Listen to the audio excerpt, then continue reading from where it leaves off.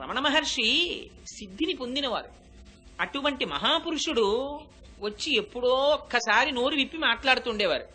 మాట్లాడుతుంటే ఒక ఆయన వెళ్ళి అడిగారు, మీరు గొప్ప తపస్సు చేశారు, బ్రహ్మానందాన్ని అనుభవించారు, ఆత్మస్థితిని పొందారు, కానీ మీరు తిరువన్నామలై విడిచిపెట్టి రారు, ఈ కొండ మీద కూర్చుంటారు, ఏమిటి ప్రయోజనం ప్రపంచానికి?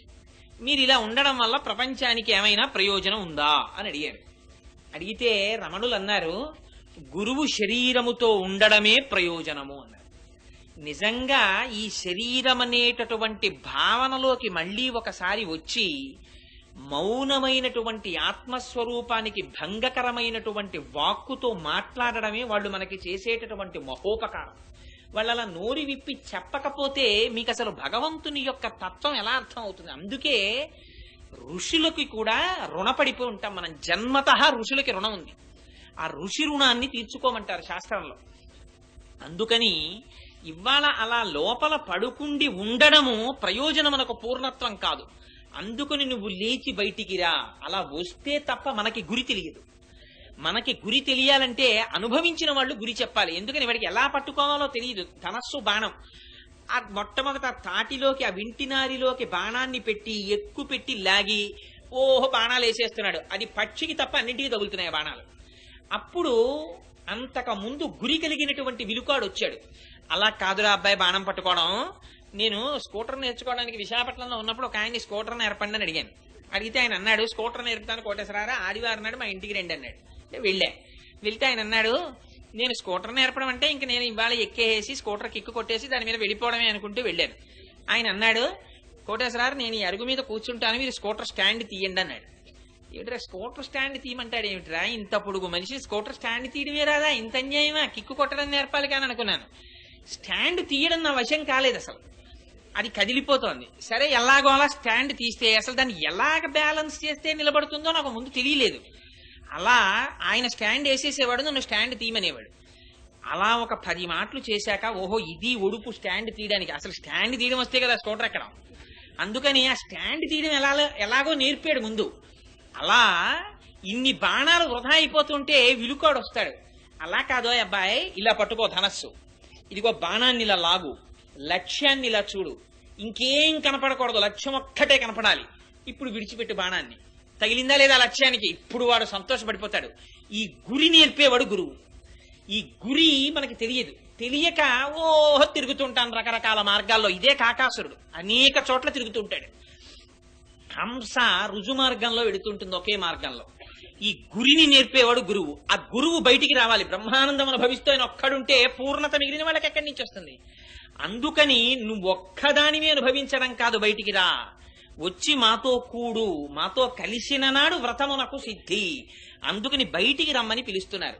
పిలిచి ఆ గోపికతో ఒక మాట చెప్తున్నారు, నువ్వు బయటికి రావడం లేదు, అదిగో నీకు ఆ శబ్దం వినపట్టం లేదా? ఏ శబ్దం అంటేట, ఆ గోపకాంతలు దధిమధనం చేసేటప్పుడు అంటే పెరుగు చిలికేటప్పుడు ఆ రోజుల్లో కృష్ణుడు పుట్టడమే సరి పాడి పెరిగిపోయింది.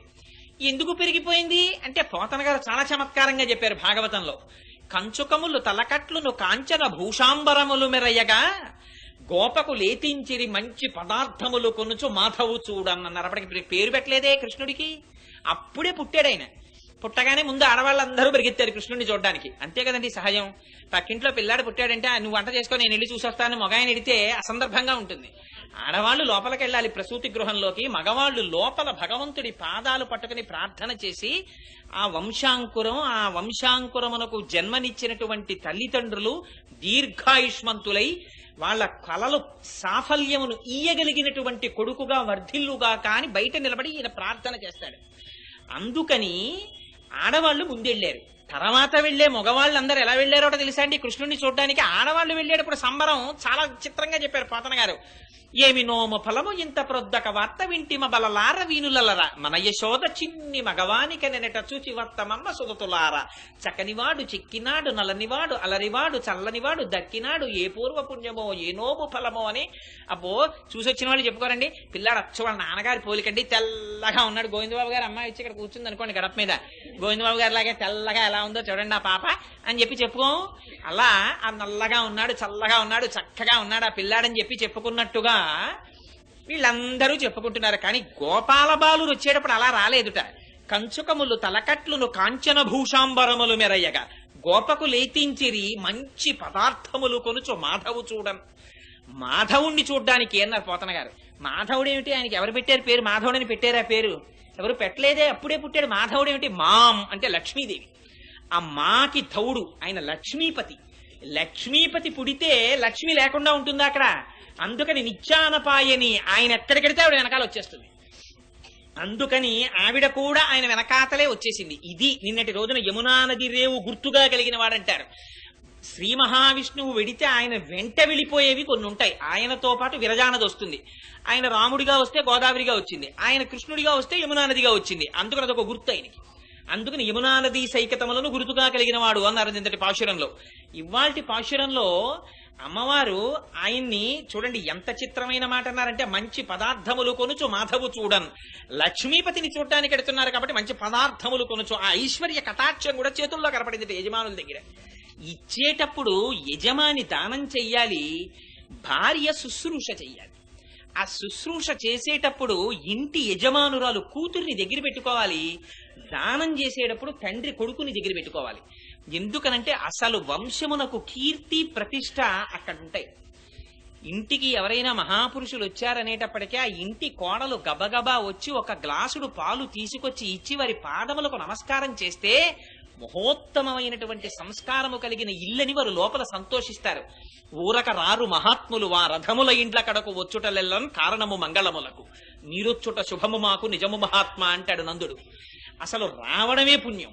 వాళ్ళు వచ్చారు, వస్తే ఈ సంస్కారం రావాలి. అందుకని కూతురు చెడుగైన మాత తప్పు, కొడుకు చెడుగైన తండ్రి తప్పు, అశ్వంబు చెడుగైన అశ్వారోహకుని తప్పు, రాజ్యంబు చెడుగైన రాజు తప్పు. ఎవరిది ఏ తప్పో చెప్పేసింది శాస్త్రం. అందుకని ఆ తల్లి శుశ్రూష నేర్పాలి కూతురికి, తండ్రి కొడుకుని పక్కన పెట్టుకుని దానం చెయ్యాలి.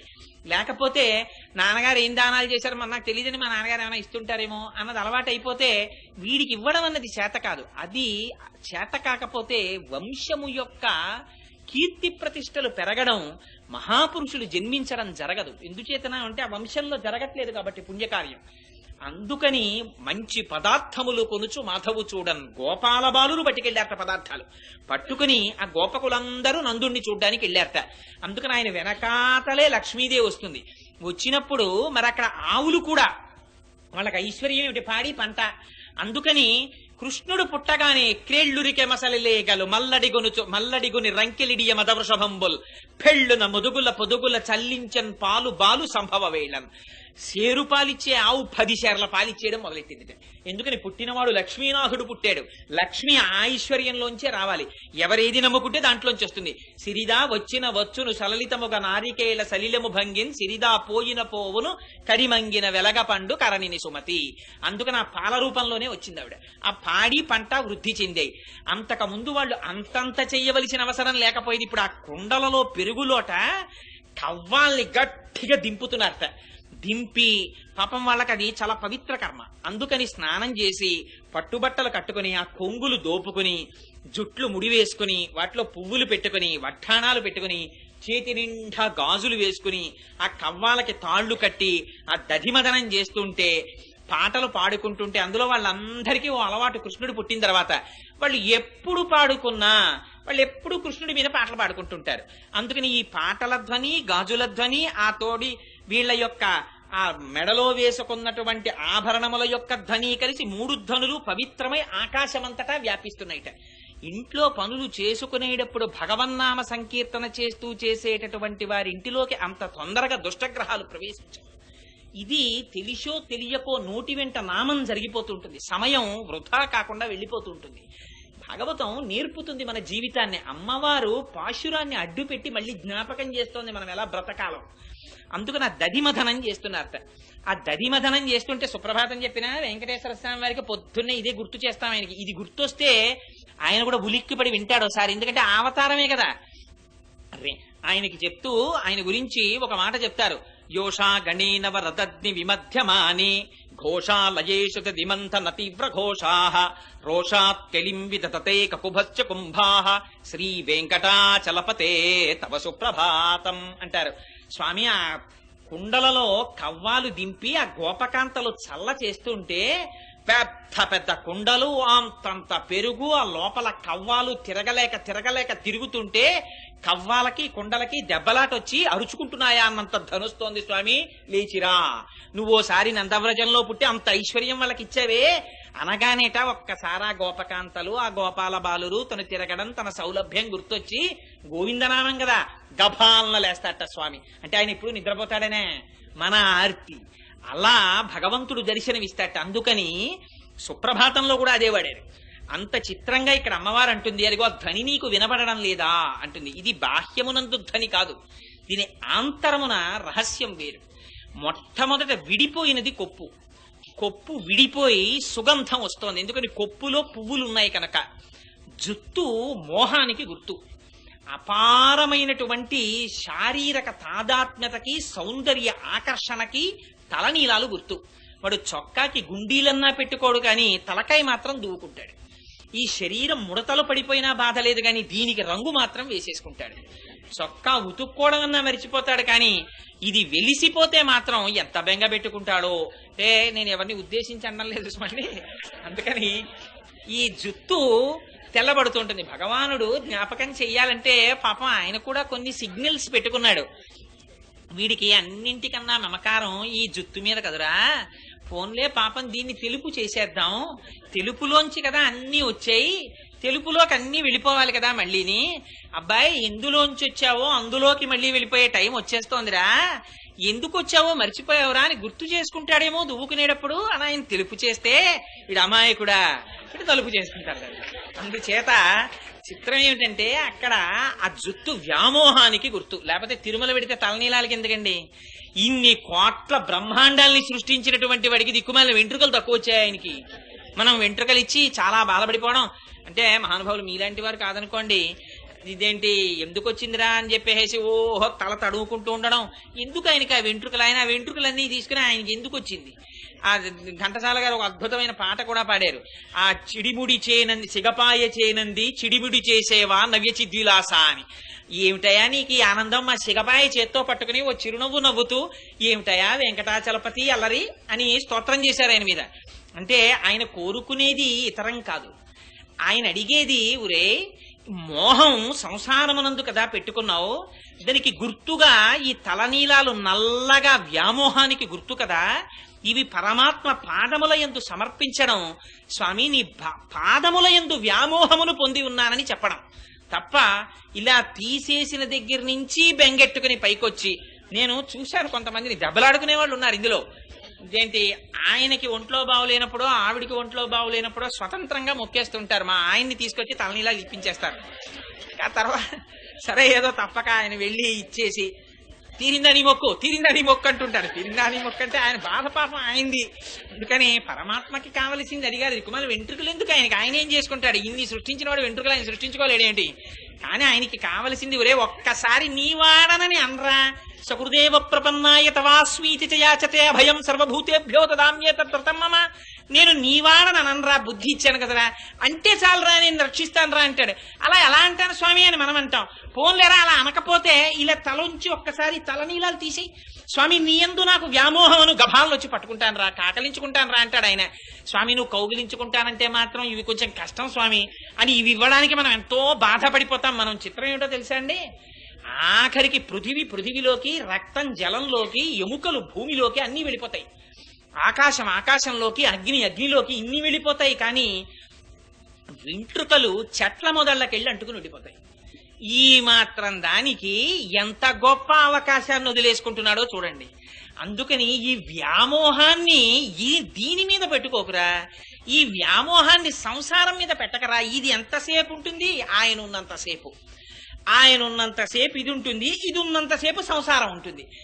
ఆయన వెళ్ళిపోతే ఇది లేదు, ఇది లేకపోతే సంసారం లేదు. అక్కడతో డిస్కనెక్ట్ అయిపోయిందంతే. ఇంతకుముందు ఎంత ఒంటరిగా వచ్చాడో మళ్ళీ అంత ఒంటరిగా వెళ్ళిపోతాడంతే బయటికి. అందుకని ఒక్కసారి లోపలున్నవాడి పాదాలు పట్టుకుంటాననే అనరా అని మళ్ళీ అమ్మవారు కూడా పాపం అంతే ఆర్తి ఆ గోదాదేవి కూడా. అందుకని దాంతో ప్రారంభించింది. ఈ జ్ఞానము కలగడం పువ్వుతో సంకేతం. ఈ పువ్వుని, ఈ జ్ఞానాన్ని, ఈ వ్యామోహాన్ని పరమాత్మ పాదముల యందు పెట్టుకో. ఇది కొప్పు విడిపోవడం, ఆ పువ్వులు వాసన దిగ్దిగంతముల యందు వ్యాపించడం.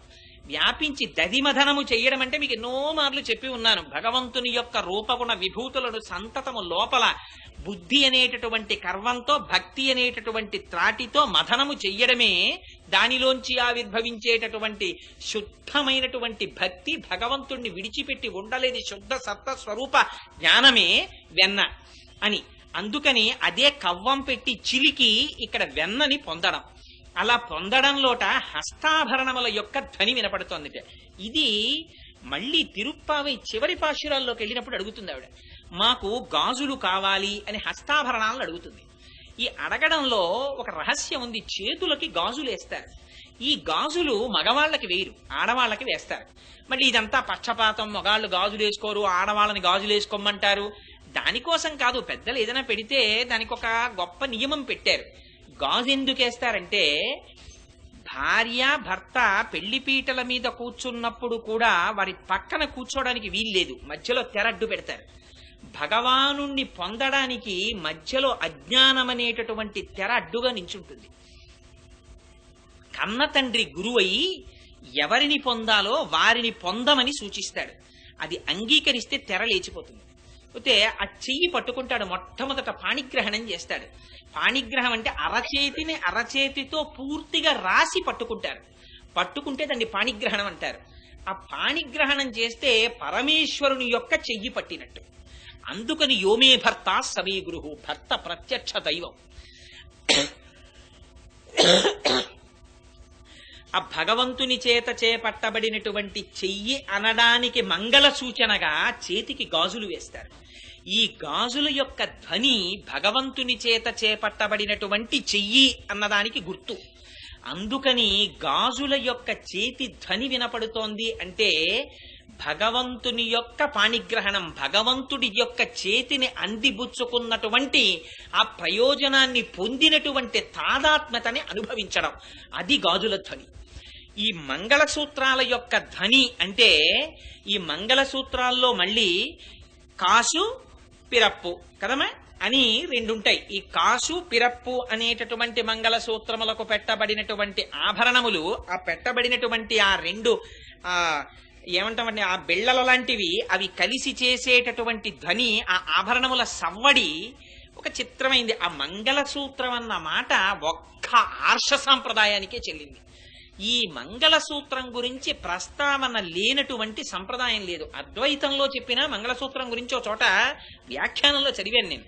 అది ఎందుకు పరమ పవిత్రం, ఆ మంగళసూత్రం గడిగితే అద్వైత భావన ఎలా కలుగుతుందని. దాన్ని ద్వైతంలో వాడతారు, విశిష్టాద్వైతంలో వాడతారు, అద్వైతంలో వాడతారు. ఇవన్నీ సిద్ధాంతాలు ఎలా ఉన్నా యథార్థానికి అన్ని మన్ని మెట్లు ఎక్కించడానికి వచ్చినవి.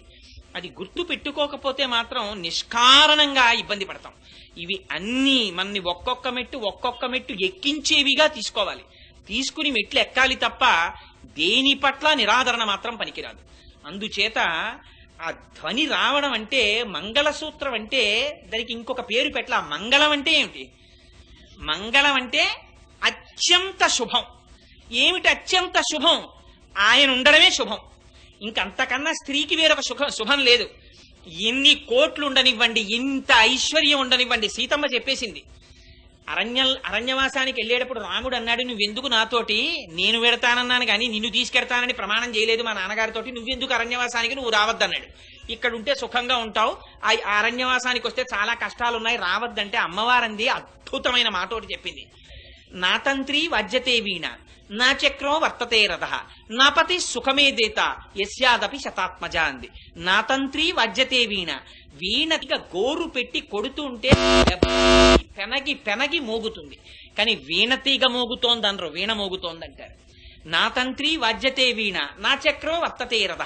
రథం రహదారి మీద వెళ్లిపోయేటప్పుడు రాతి దెబ్బలు తిని చక్రాలు నడుస్తాయి, కానీ చక్రములు నడుస్తున్నాయి అనరు, రథం నడుస్తోందంటారు. పెడుతుంటే రెండు చేతులు జాపి అరిచేతులలో కాళ్లు వేయించుకుని నడిపించ